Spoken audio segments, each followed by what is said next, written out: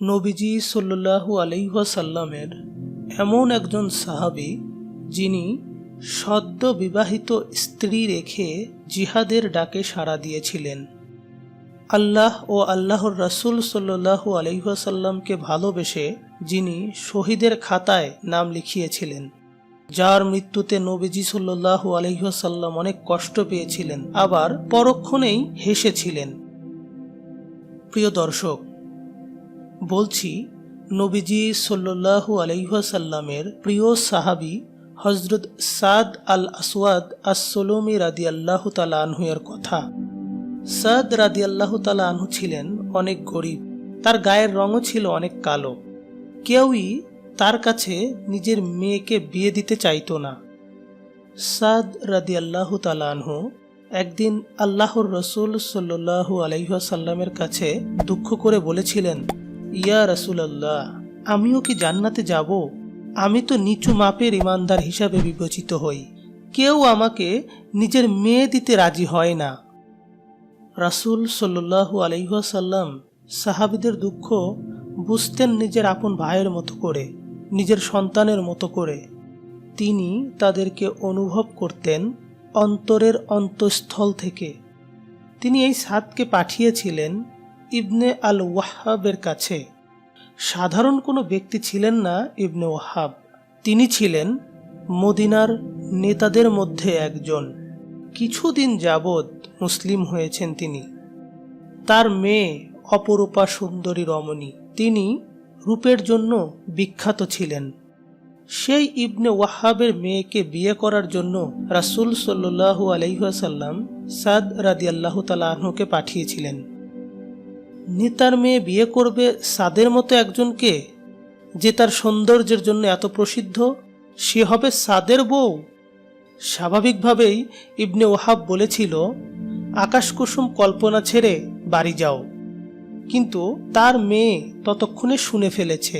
সে বলে উঠল, বাবা, আল্লাহর রাসূল সাল্লাল্লাহু আলাইহি ওয়াসাল্লাম অনুরোধ করেছেন তাকে বিয়ে করার জন্য, তুমি কিভাবে ওনাকে ফিরিয়ে দিতে পারো? রাসূল সাল্লাল্লাহু আলাইহি ওয়াসাল্লামের উৎকণ্ঠা থেকে আমরা মুখ ফিরিয়ে নিলে আমাদের অবস্থানটা কি হবে? এরপর সাদের দিকে ফিরে বলল, রাসূলুল্লাহ সাল্লাল্লাহু আলাইহি ওয়াসাল্লামকে গিয়ে বলে দিন, আমি আপনাকে বিয়ে করতে প্রস্তুত আছি। সাদ রাদিয়াল্লাহু তাআলা আনহুর মন সেদিন আনন্দে পুলকিত হয়ে গেল। সে যেন খুশিতে টকবক করে ফুটছে। রাসূলুল্লাহ সাল্লাল্লাহু আলাইহি ওয়াসাল্লাম 400 দিনার মোহরানায় তাদেরকে বিয়ে দিয়ে দিলেন। সাদ রাদিয়াল্লাহু তাআলা আনহু বললেন, হে আল্লাহর রাসূল সাল্লাল্লাহু আলাইহি ওয়াসাল্লাম, আমি তো জীবনে কোনোদিন 400 দিনার দেখিইনি, আমি এই টাকা কিভাবে শোধ করব? নবীজি সাল্লাল্লাহু আলাইহি ওয়াসাল্লাম তাকে বললেন, আলী আল নোমান ইবনে আউফ রাদিয়াল্লাহু তাআলা আনহু এবং উসমান রাদিয়াল্লাহু তাআলা আনহু এর কাছ থেকে 200 করে মোট 400 দিনার নিয়ে নিতে। দুজনেই ওনাকে 200-র বেশি করে দিনার দিলেন। আলহামদুলিল্লাহ, টাকার জোগাড় হয়ে গেল। এখন নতুন বউয়ের কাছে যাবেন সাদ রাদিয়াল্লাহু তাআলা আনহু। বাজারে গিয়ে সুন্দরী বউয়ের জন্য টুকিটাকি কিছু উপহার কেনার কথা চিন্তা করলেন তিনি। বাজারে পৌঁছে গেছেন। হঠাৎ করে তার কানে আসলো জিহাদের ডাক, যুদ্ধের জন্য প্রস্তুত হয়ে যাও। সাদ রাদিয়াল্লাহু তাআলা আনহু যেখানেই ছিলেন সেখানেই দাঁড়িয়ে গেলেন। আকাশের দিকে তাকালেন একবার, বললেন, হে আমার রব, আমি এই টাকা দিয়ে এমন কিছু কিনব যা তোমাকে খুশি করবে। নতুন বউয়ের জন্য উপহার কেনার বদলে তিনি কিনলেন একটি তরবারি আর একটি ঘোড়া। এরপর ঘোড়া ছুটিয়ে চললেন জিহাদের ময়দানে। নিজের চেহারাটা কাপড় দিয়ে মুড়িয়ে নিলেন, যেন আল্লাহর রাসূল সাল্লাল্লাহু আলাইহি ওয়াসাল্লাম তাকে দেখে চিনে ফেলতে না পারে। কারণ রাসূল সাল্লাল্লাহু আলাইহি ওয়াসাল্লাম তাকে দেখলেই তো বাড়িতে পাঠিয়ে দিবেন। সে যে সদ্য বিবাহিত। সাহাবারা বলা বলি করছিলেন, যুদ্ধ করতে আসা ওই মুখ ঢাকা লোকটি কে? আলী রাদিয়াল্লাহু তাআলা আনহু বললেন, বাদ দাও, সে যুদ্ধ করতে এসেছে।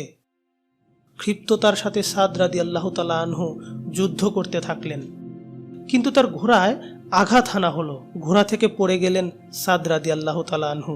তিনি উঠে দাঁড়ালেন, ওই সময় নবীজি সাল্লাল্লাহু আলাইহি ওয়াসাল্লাম তার কালো চামড়া দেখে চিনে ফেললেন। তিনি বললেন, ইয়া সাদ, এ কি তুমি? রাসূল সাল্লাল্লাহু আলাইহি ওয়াসাল্লামের প্রশ্নের জবাবে তিনি বললেন, ইয়া রাসূলুল্লাহ সাল্লাল্লাহু আলাইহি ওয়াসাল্লাম, আমার মা বাবা আপনার উপর উৎসর্গিত হোক। হ্যাঁ, আমি সাদ। মুহাম্মদ সাল্লাল্লাহু আলাইহি ওয়াসাল্লাম বললেন, হে সাদ, জান্নাত ছাড়া তোমার জন্য আর কোনো আবাস নেই। সাদ রাদিয়াল্লাহু তাআলা আনহু আবারও জিহাদে ঝাঁপিয়ে পড়লেন। কিছু সময় পর কয়েকজন বলল, সাদ আহত হয়েছে। রাসূল সাল্লাল্লাহু আলাইহি ওয়াসাল্লাম ছুটে গেলেন ময়দানে। সাদ রাদিয়াল্লাহু তাআলা আনহুকে খুঁজতে লাগলেন। সাদ রাদিয়াল্লাহু তাআলা আনহুর মাথাখানা নিজের কোলের ওপর রেখে কাঁদতে শুরু করলেন। নবীজি সাল্লাল্লাহু আলাইহি ওয়াসাল্লামের চোখের পানি গড়িয়ে গড়িয়ে সাদ রাদিয়াল্লাহু তাআলা আনহুর মুখের উপর এসে পড়ছিল। একটু পর রাসূল সাল্লাল্লাহু আলাইহি ওয়াসাল্লাম হাসতে শুরু করলেন আর তারপর মুখ ফিরিয়ে নিলেন। আবু লুবাবা রাদিয়াল্লাহু তাআলা আনহু নামের একজন সাহাবা ওনাকে দেখে অবাক হয়ে বললেন, হে রাসূলুল্লাহ সাল্লাল্লাহু আলাইহি ওয়াসাল্লাম, আমি আপনাকে এমনটি কখনোই করতে দেখিনি। আল্লাহর রাসূল সাল্লাল্লাহু আলাইহি ওয়াসাল্লাম বললেন, আমি কাঁদছিলাম কারণ আমার প্রিয় সঙ্গী আজ চলে গেল। আমি দেখেছি যে সে আমার জন্য কি ত্যাগ করলো আর সে আমাকে কত ভালোবাসতো, কিন্তু এরপর আমি দেখতে পেলাম তার কি ভাগ্য। আল্লাহর কসম, সে ইতিমধ্যে হাউদে পৌঁছে গেছে।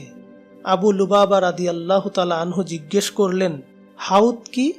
রাসূল সাল্লাল্লাহু আলাইহি ওয়াসাল্লাম বললেন, এটি হলো এমন এক ঝর্ণা যা থেকে কেউ একবার পান করলে জীবনে আর কোনোদিন পিপাসিত হবে না। এর স্বাদ মধুর চেয়েও মিষ্টি, এর রং দুধের চেয়েও সাদা। আর যখন আমি তার এরূপ মর্যাদা দেখলাম, আল্লাহর কসম, আমি হাসতে শুরু করলাম। তারপর আমি দেখতে পেলাম সাদের দিকে তার জান্নাতের স্ত্রীগণ এমন উৎফুল্লভাবে ছুটে আসছে যে তাদের পাগুলো বের হয়ে পড়েছে। তাই আমি চোখ ফিরিয়ে নিলাম। নবীজি সাল্লাল্লাহু আলাইহি ওয়াসাল্লাম অতঃপর সাহাবাদের কাছে এসে বললেন, সাদের ঘোড়া আর তরবারি নিয়ে আসো। সেগুলো যেন সাদের স্ত্রীর কাছে নিয়ে যাওয়া হয় এবং তাকে যেন বলা হয় এগুলো তার বংশধর। রাসূল সাল্লাল্লাহু আলাইহি ওয়াসাল্লাম বললেন, তাকে জানিয়ে দিও আল্লাহ তাআলা সাদকে জান্নাতে স্ত্রী দান করেছেন। সুবহানাল্লাহ।